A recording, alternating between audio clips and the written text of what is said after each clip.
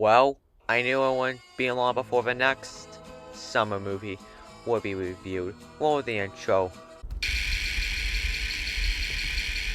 Hello and welcome to my terrible weekly videos on movies and stuff. And this week I'm reviewing the movie that if I had a larger audience, everyone and their mother would be pushing me to make. Let me tell you what it is. Okay, you saw the thumbnail. It's Luca. And I'll dive straight into my review, because you know how it's gonna work out if you saw my previous video.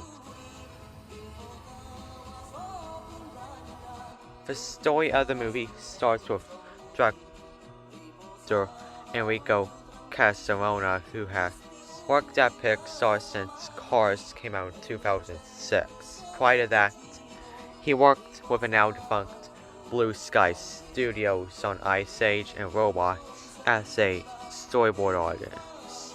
Castellona has described Luca as a deeply personal story inspired by his childhood in Genoa, Italy. Luca was based on himself. Alberto was based on his friend, who also did voice work in the Italian dub. I wanted to make a movie about kinds of friendships when you grow up, he said. Also, another fun fact, most of the work was done remotely thanks to the wonderful impact everyone's favorite Mexican beer gave to the world.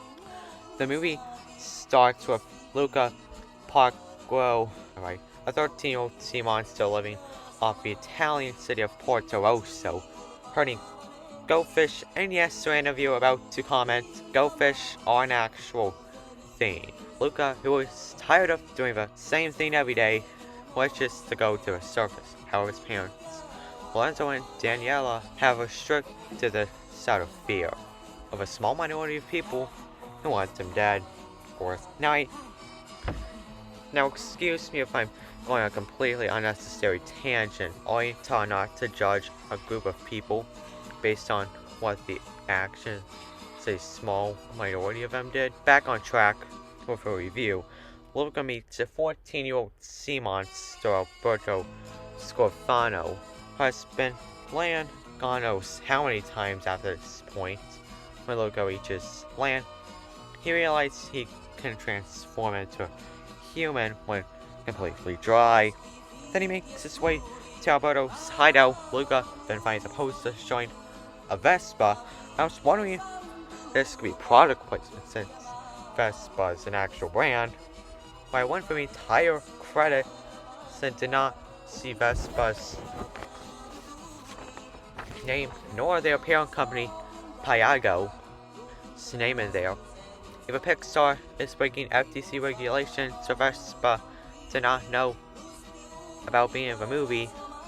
In Luca's defense, Vespa does feel integrated with the story, unlike that time where Subway made an appearance on Hawaii 5-0, which I don't think many of you, myself included, watch, because Subway did not affect the plot of that episode. The best thing about it, you can make it anywhere you want it.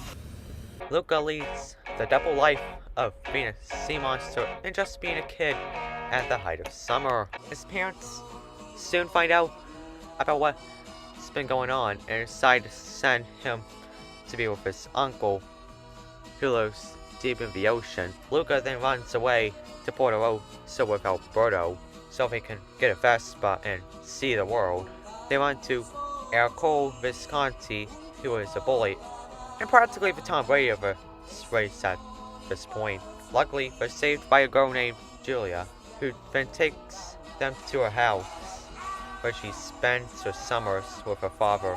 Meanwhile, Luca's parents realize his son is missing, and when they get on land, it's clear that their kid might know more about what's been going on the surface. They then enter a race together in hopes of winning the cup and buying a Vespa.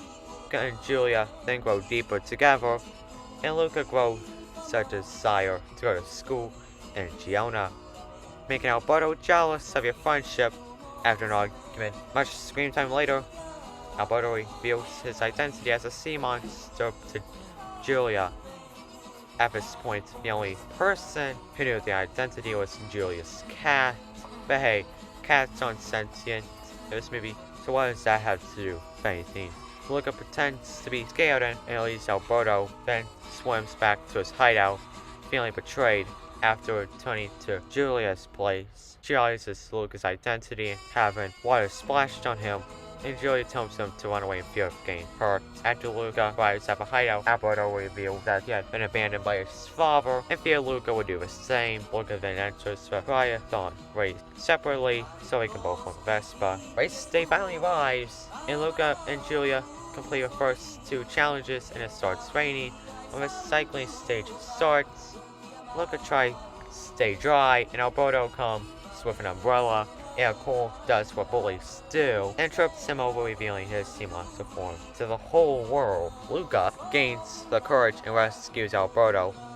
This makes Cole start chasing them with a harpoon.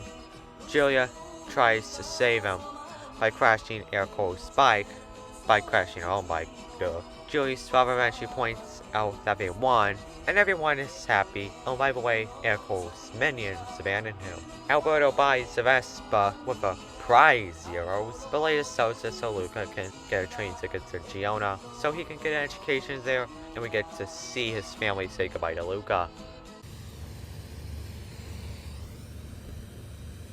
So, in conclusion, I think that Luca was a pretty solid film. I'm not saying it's at Toy Story levels of quality, but overall I think it's a pretty good coming-of-age story. And speaking of summer movies, before anyone asks, I currently do not plan to release a Boss Baby 2 review on July 10th. Thanks for watching. Make sure to subscribe for new reviews every week. It really helps out a small channel like this one, and I'll see you next week.